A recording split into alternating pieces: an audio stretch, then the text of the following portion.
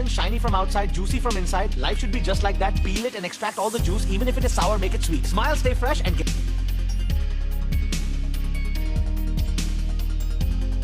Can a free AI tool really create videos like these?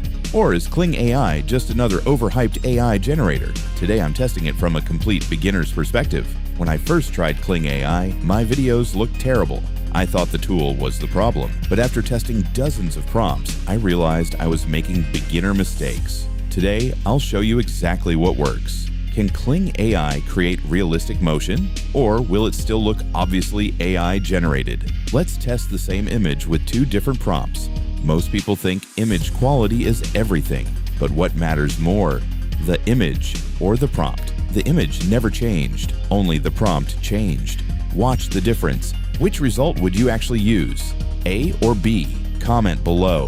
Can Kling AI understand simple prompts, or do you need detailed prompts? What's the biggest beginner mistake in Kling AI? Most beginners blame Kling AI, but the real problem is usually the image quality. Can you get good results without paying for Kling AI? Yes, but there are limitations. Free checkmark enough for learning checkmark testing prompts, checkmark C. Reading sample projects. Paid more credits, faster generations, higher quality options. For beginners, the free plan is usually enough to learn the fundamentals. How long does Kling AI actually take to generate a video? In my test, Kling AI generated this clip in approximately 6 minutes.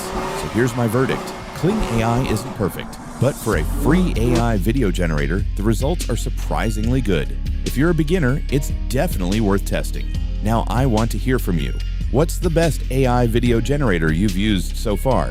Kling AI, Hilo AI, Luma AI, or Higgsfield AI? Comment below. And if you enjoy honest AI tool reviews and tutorials, subscribe because I'll be testing more AI tools every week.